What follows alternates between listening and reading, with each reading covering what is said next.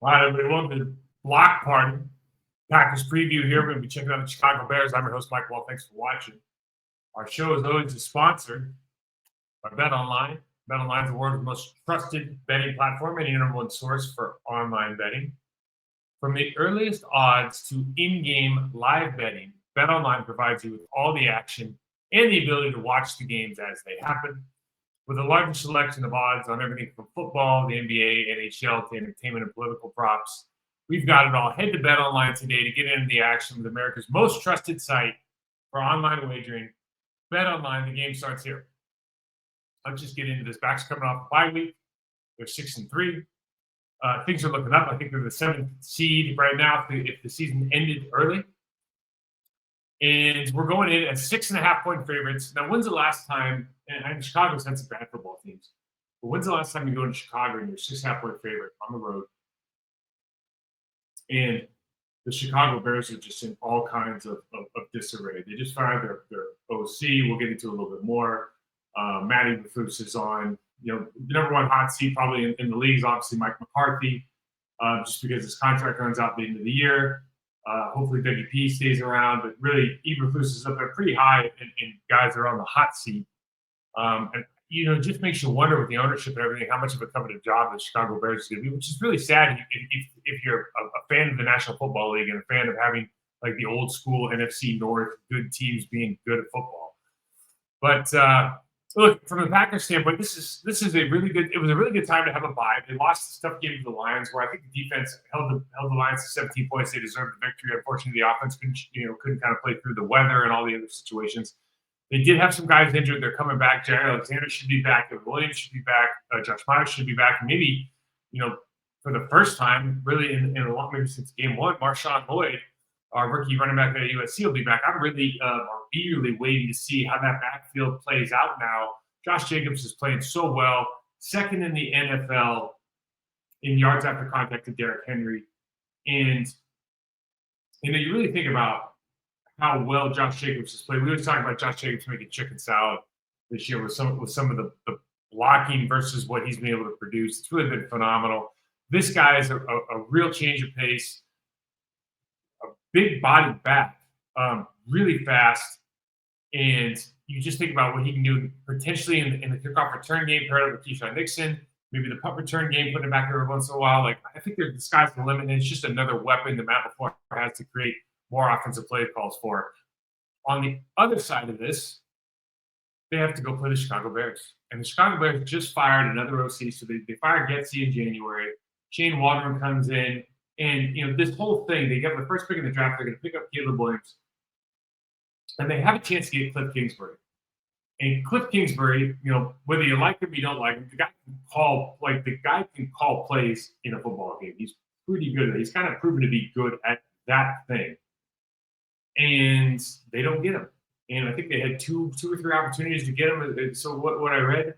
And so they pick up Shane Waldron. And listen, Shane Waldron, when you watch this team, and we'll watch a little of the offense, but when you watch this team, you don't want to see anybody get fired. But some of the things they're doing, given all the deficiencies on the offense, let's get into it later. Like, it's crazy. What's crazier is I feel bad for Thomas Brown. Thomas Brown is now the new OC in Chicago. He was the passing coordinator. They didn't have a great passing game, but he was the passing coordinator. Now, Thomas Brown, for those who don't know, was it with my old team with the Carolina Panthers when Frank Reich was there. Frank gave Thomas Brown play calling duties, made him the OC for 3 weeks. And then Frank took that away because Frank wanted to, kind of fall on his own sword.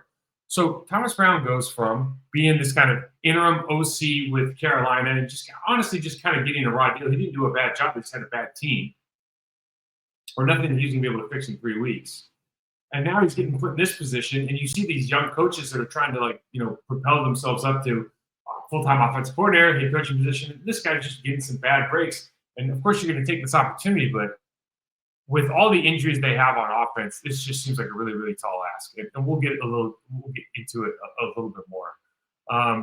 Eberflus just looks like this could be the last rodeo. This could be a spot that's opening up in Chicago at the end of the season, which is I suppose for Packer fans is a shame. But to Eberflus's credit, defensive guy, the defense is playing well. The Bears make 7th overall at about 18 and a half points per game, 13th in total yards at 323 yards. The Bears defense last year really turned the corner when they got Montez Sweat. And Montez Sweat, I think, changed from the Commanders, really changed the dynamic, at least up front, changed the way they were playing football, really just turned into kind of lunch pail Chicago Bears defense last year because they have a lot of talent at the second and third level. TJ Edwards, obviously, they brought in a big linebacker from the Bills. They have Keith Barrett, they have Kyler Gordon. I mean, they have some guys that are really good players at the second, third level. They're still looking to kind of shore up that front line. But there's some guys on tape that I really like. We'll show them here in a second. I think the big deal is Eberflus in that defense, very simplistic. They play vanilla defense, your cover two base, and that allows this young team to play really fast, and they're super confident in what they do. The question is, with all the motions and all the formations, personnel groups that Matt LaFleur has at his disposal, and what you see on tape, it seems like the Packers are going to be able to identify, in large part, if they're going to play single high or two high during this game, if they're going to be pressure looks, because when you move guys across the ball, they don't do a good job of either masking spots where they have to put a human, or if they're going to blitz on one side or the other, it shows up relatively quickly. And if you can get out of your huddle quickly, get to the line of scrimmage, go through your cadence and motions and read what's going on, you're going to have a real opportunity, I think, to check the play at the line of scrimmage if you need to, tag from a run to a pass, etc. So I think there's a lot of that going on here. The other thing is the defensive line is not very good. Montez Sweat's a good player, but the rest of these guys, they can be pushed around a little bit. I wouldn't be shocked. They're averaging about 4.8 yards a carry, giving up, talking about the Bears now. I wouldn't be shocked to see that number over 5 yards a carry with the Green Bay Packers. And this is, of course, hoping that the Packers decide to run the football a little bit more. And we'll get into that kind of keys of the game a little bit later. Let's watch some defense, though. Easy to forecast. So what do I mean by that? So they're in a 3-by-1 set with two tight ends here. Their linebackers have shifted over, and they have a spot. Like, somebody's got to have the B gap, and nobody is available in the box to cover the B gap right now. So what do you have to do when you shift over? Well, that safety's coming out. So if you have an experienced quarterback, you're going to be able to check into a play that is most advantageous for this, cover one or cover three defense single high, because again, they're starting a lot and they love to run kind of a two high shell. So when they go to this, they like to run a lot more man match concepts, and you probably have some opportunities for that because Chicago Bears are not really a great pass rush team aside from maybe one or two guys. I'm going to say Montez Sweat. Plus, there's another young man that I'll show on here that's pretty good. But I don't think our tackles are going to be overly anxious about this game from a matchup standpoint. So we go through, safety comes down. We got the crossers all day. This is just a good throw and catch, but you're going to see a lot of opportunities to open up in the middle. Interesting play here. So they've got what looks like a match concept down on the bottom, and they end up running zone, but the inside receiver gets lost in the shuffle. The inside defender, he doesn't know whether he's coming or going. And you just see continually, particularly in this last game, but really over the course of the season, a lot of shallow crossing routes give these guys trouble to the point where tight ends are getting left alone on the sideline. You see here, they just get confused. I mean, you can't be more open than that in the National Football League. We'll go here with the 2-by-2, 3-by-1. And again, I'm just showing, look, they have some good middle linebackers. They're running a two-deep shell, and they're running a linebacker down the middle here. But you just see this funnel. There's a huge window in the middle of the field. They've got one guy running down the middle to occupy the safeties. They've got two guys cutting across on different crossing routes from opposite sides of the ball, and everybody here is open. Okay? So these are the opportunities that are going to be afforded to the Packers if they feel good about that initial pass rush.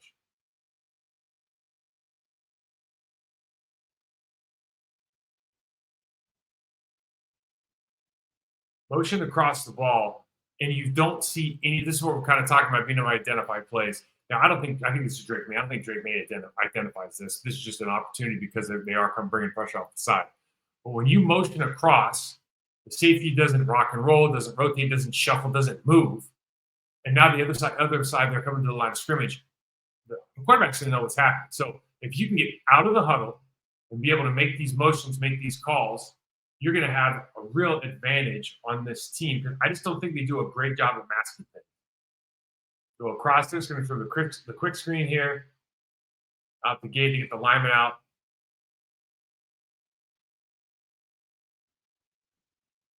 So we got a bunch look, and we showed this already. They're playing man over here. Inside linebacker has, I think it's the Sam, has, I mean, it's like who's on third right now? Someone's got to cover the shallow cross, and they get a little bit of pressure here from running a blitz up with a dog with the linebacker. Still, these players are wide open continually. And it's not like the Patriots offense is, exactly blowing the doors off people. There are some wide open throws in this tape. Motion over to the slot. Another inside route. They are open all day.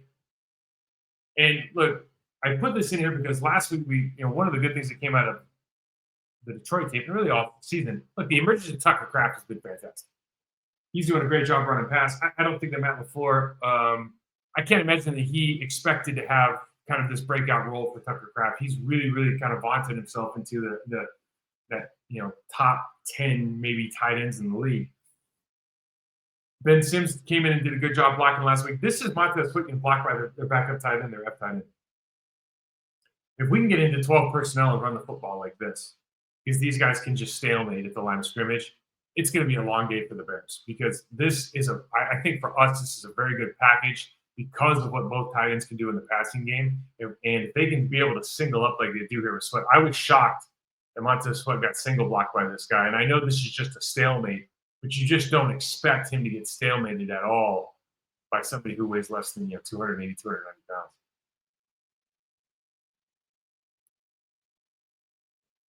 This is a great. Sometimes I just like showing football guys. So this is a great cover two adjustment by the receiver on the top of the screen.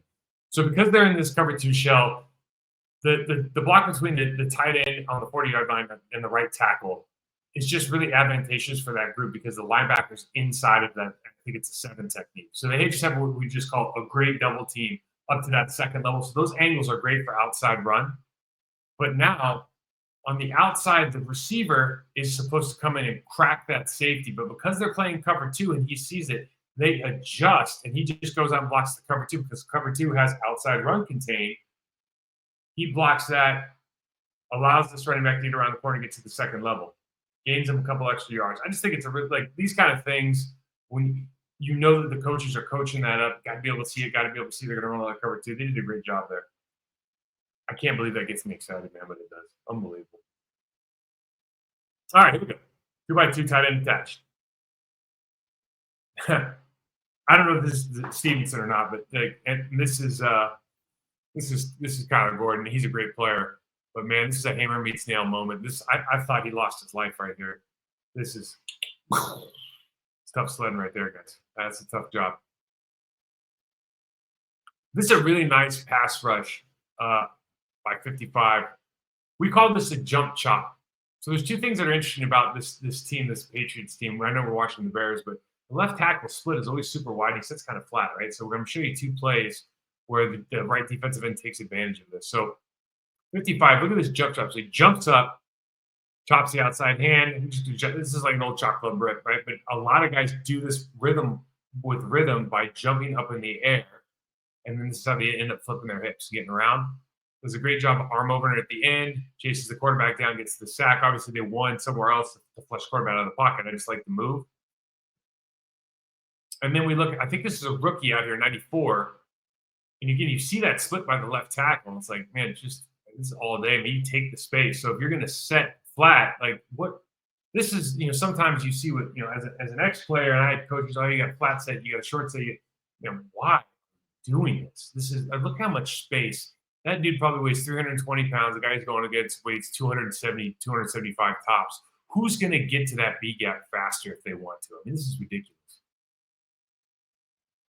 This is what I'm talking about when you kind of beat yourself. You do things that don't make sense. And I'm sure at the time, your coach wanted me to flat set, whatever. Don't do it. Don't do it. But Good rush by 94. I almost ended up making this play here. One to end on a positive note because I do think the Bears defense is a good team. Flushed out of the pocket. 53 gets a pick here.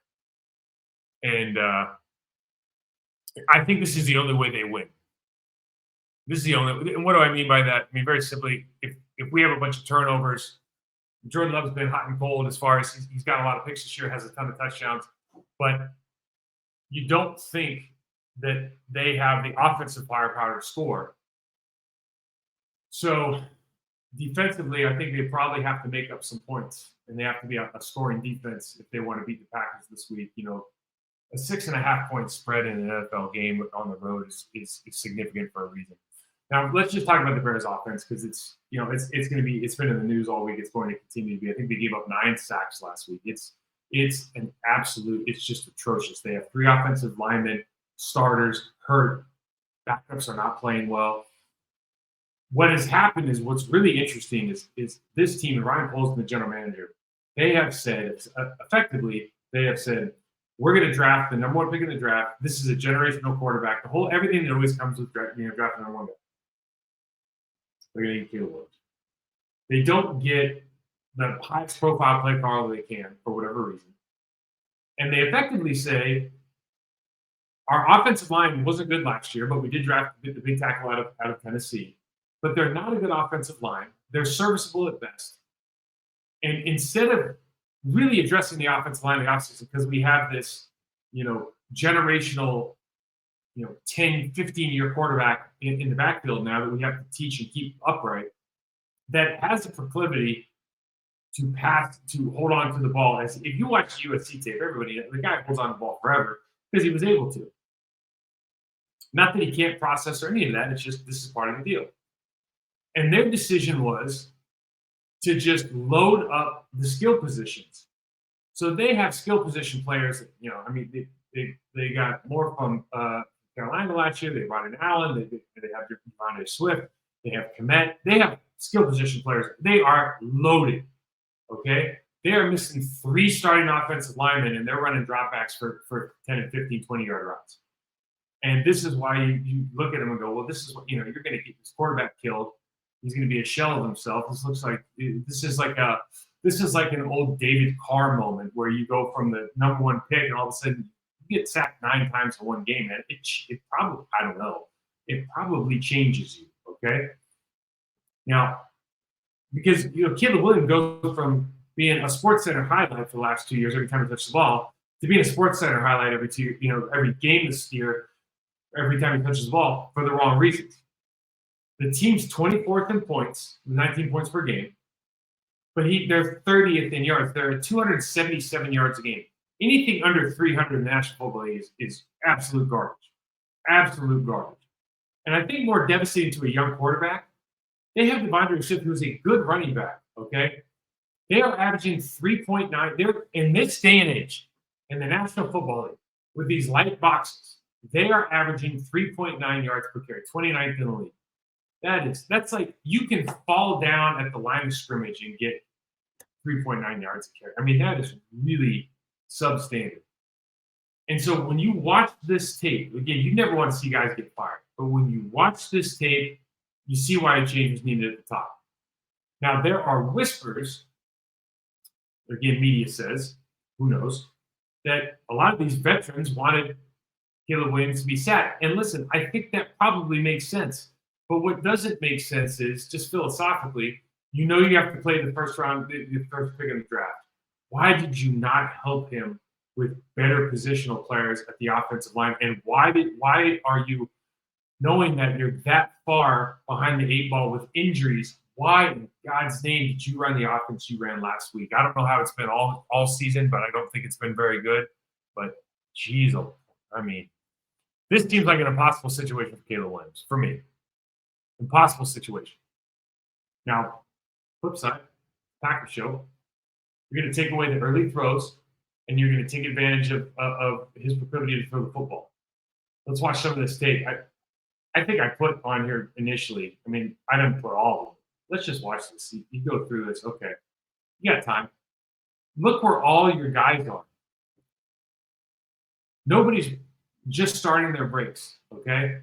and you've got one guy rushing free because the Patriots are, if anything, are with Mayo now after Belichick, a really good defensive football team, and had the numerical advantage in the run and pass game so many times in this football game.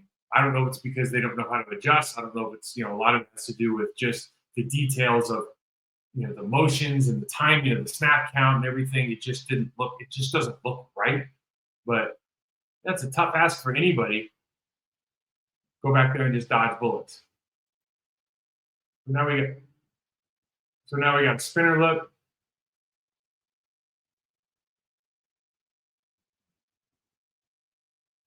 Spinner being 99 stand up.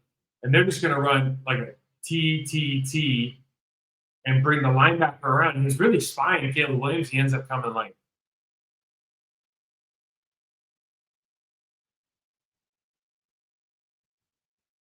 they run around, and you just see the left tackle, who's a backup guy, and shouldn't be in the game. Really, really struggles with. I mean, the left side, they struggle with man blocking. They struggle in the run game. They struggle with switching off stunts, and they struggle with pressures. It's all over the tape. So here's sack number 2. Got that stand-up spinner again at 99. Tony Wise comes over and, he's in this fight on USC moment. I'm talking about Caleb Williams now. He thinks he's back at SC, just being able to sling this around, holding in the pocket. Like, this is a good pocket. Get rid of the football. But he has a really difficult time holding on to it too long. Maybe I don't know if he's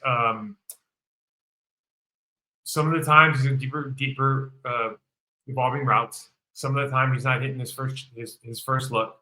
He's looking for something more. But this is just, if you're the right tackle, you're going like, come on, man, 9 sacks, but that shouldn't be a sack.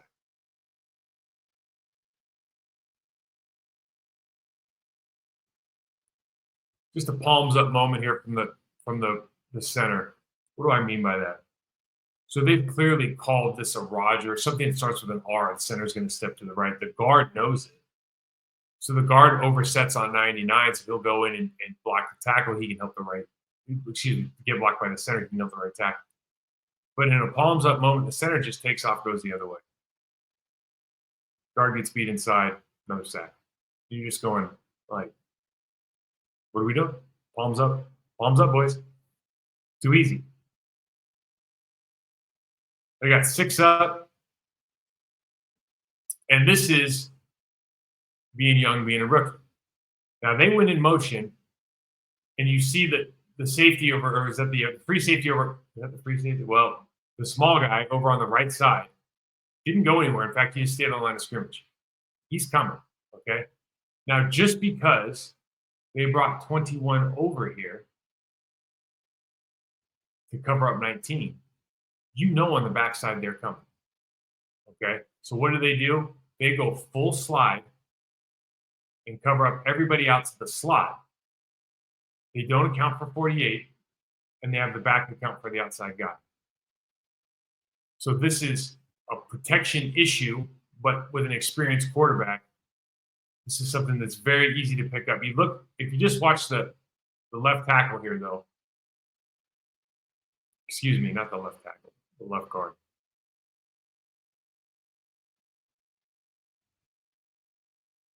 They do a good job of picking this up. Okay.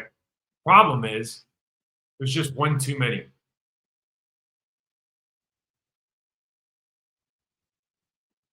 So you got to know, the quarterback has to know, hot, I'm out. If they got more than we got, I got to get rid of the football.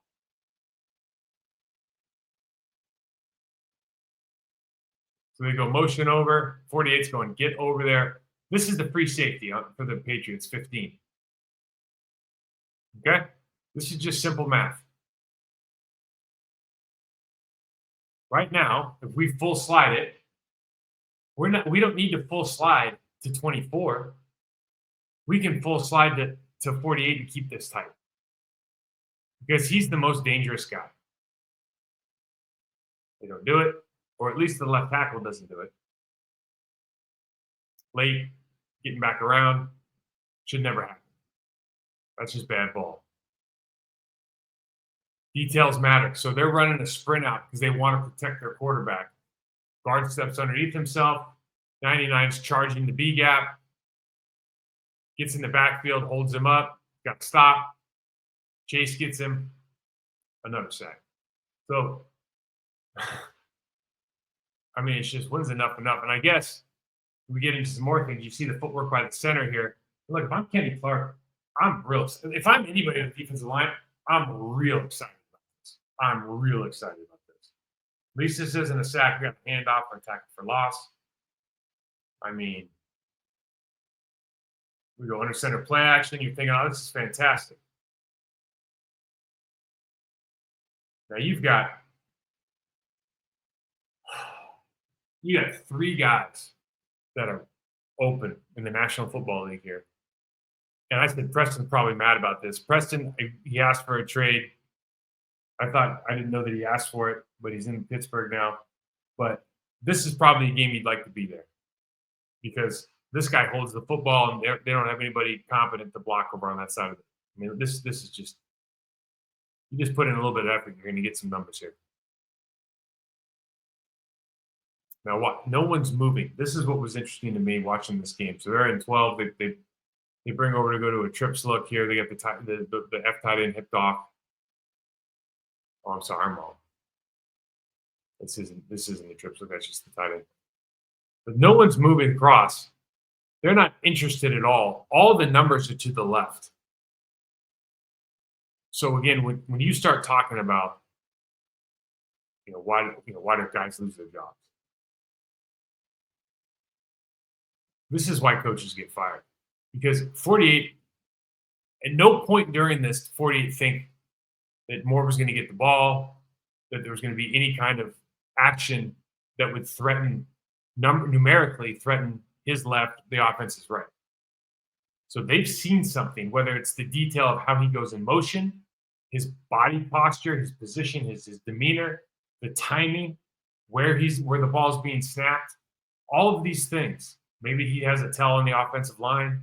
Maybe the back looks a certain way, but something is wrong here because it should not be this obvious that they're going to run the ball to the defense's right.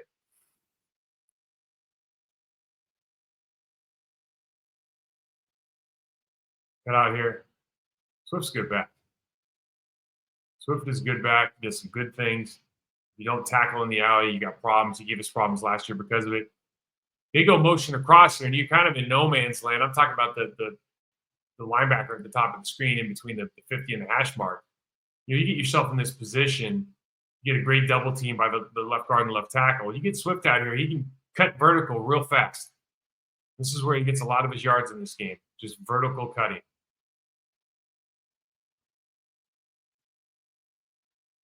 But I don't think overall that's something that the Packers are going to have to worry about. The priority is going to be stop him, take away the early runs. Take away the quick throws, and then just rush. I don't know how much pressure you need to bring. We'll see. We'll see how the new pass rush does without Preston Smith. But I think defensively, I think it's just a nightmare situation for the Chicago Bears right now. I'll be interested to see if they come in. The passing coordinator, the passing game is not very good. So if the passing coordinator is coming in to be offensive coordinator, and you start going, well, okay, is there something that you wanted to do that you're not doing? Are you gonna make a lot of those guys aren't on quick routes. When they are on quick routes, DJ Moore's great. I mean, they have great players. It doesn't seem like they're using to their full potential. I do have some listener questions. Just get a couple of them before we get out of here. Wilson, Cooper, and McDuffie have been better than Clay. First round pick stays on the field. This is a weird NFL thing for me. Would love to hear your take on how the guys react to such a. I think it's probably an eye roll. If you think you're playing better than the guy in front of you, the good guy in front of you is drafted earlier, and so he's playing. 99% of the guys, it's just an eye roll. Maybe it's to go in and talk to coach like, hey, I'm grading out about what the hell's going on. And most times they'll, listen, the problem with the NFL is they'll be honest with you. Like, I think McDuffie goes in there and says, hey, I'm playing better than he is. What's the deal? They'll be like, well, he's a first round pick. And he's, 6'3", 240 whatever pounds, runs a 4.5. He athletically, his ceiling is really, really high. So that carries weight. And there's some things that maybe he does in the pass game that we don't talk about as much that are really positive that you're beautiful. So they'll be brutally honest. It is difficult if you're getting a grade sheet back every week and it says like my grade's a lot higher than your grade, but we don't know that for sure because you never really know. I certainly haven't gone through this with a fine tooth comb and said, okay, this is the defensive run, this is the expectation for this player, this is what he's doing a good job. But I think if we all anecdotally look at the tape, I would agree with you. Do you think the Packers are trying to feed too many mouths on offense? No, I do not. I do think that they went away from the run last game earlier than they needed to. There's some things going around that, particularly because of the weather. I think dropping back 42 times is excessive in that kind of game with that kind of weather. The game was still close, even at halftime when he throws the pick six at 17-3. I think you still have a chance to be a little bit more balanced. But I said this before. Matt LaFleur has done such a great job this year that whatever he does, you kind of got to just roll with because it has really, really been special. And I think he's done a fantastic job of identifying the different parts of each receiver's game or tight end's game or running back's game that they do really, really well at exploiting the defense. So I'm nothing but complimentary with him this year. He's done fantastic. How would you guide a physically gifted athlete who faces challenges with the mental aspects of the game, including recall, identification, and reaction to visual stimuli in the field? Wow. Oh, that is a great question. So I treat it like I treat every other athlete. Very simply, in football, it's a confrontational sport. So what you're trying to teach guys is you need them to be really good at the basics. What we call best at the basics. You need to be the best at the basics of the sport. So for let's say a defensive player, the basics are block destruction, tackling, and getting to your drops if you're like a linebacker, for example. Okay. The rest of it is decision making, aggressiveness, and really being able to learn how to identify what we just call your external cues. So your cues are anything that you see, smell, hear, feel that give you input about your world, right? So the band playing is a cue, the scoreboard is a cue, the kind of grass that's on the ground is a cue, if it's slippery or not. You want the relative external cues. So you want to know the down and distance, the formation, the personnel group, the history, what are the tips, tells, and tendencies. What you're trying to do is take all that information, pre-snap, and process it as fast as you can so you can become a read and react athlete. So if you want to improve that process, what you have to do is continue to work on the fundamentals so they become automatic so you don't waste brain power thinking how to execute something. I don't want to think about how to tackle. I just want to be able to go. I see it, I do it. So you want to become a read and react athlete from that standpoint. And then you just have to put yourself in the situations and understand that your Rolodex is constantly moving and updating. So I see something, I remember this formation, here's the tendency, I double check it with the guard stance or something like that. I read my keys and I just go. And I had to rep that and rep that. That's why people watch so much tape, because all that information helps you process information faster, becoming a better read and react athlete. So that's the short of it. Or maybe that was too long. I don't know. Anyways, listen, guys, this is going to be, hopefully this is a game, there's really two keys to this game for me. Number one, offensively, I would start every series under center. And I would have a tag on every run or every pass, so you can go run or pass, because these guys show too. If they come down, you can have an answer. If you motion, like we said before, get out of the huddle early, get your motions in, make your calls and checks, and run. Stick to the run. I think it helps Jordan Love. Under center play action certainly is effective against this team, and it cuts down his reads. It's throws that he likes to make, and throws that he's good at making. And then defensively, attack the left side of their offensive line, whether it's a single rush, whether it's pressure, whether it's run, whether it's pass. Because Caleb Williams doesn't like pressure coming from that side. One, he's holding the ball. Two, and unfortunately for those guys, they're just not quite ready for prime time. And we should expect anybody who lines up over there for a consistent amount of reps should be winning consistently. That's just a fact of life. And maybe those guys get better. I'm an offensive lineman, so I know what the struggle feels like. But if you're not playing well, you're going to get exposed. They should get exposed. So enjoy the game, guys. Hit me up, Mike Wahle 68, with any questions, comments, anything about the show. Please subscribe and review.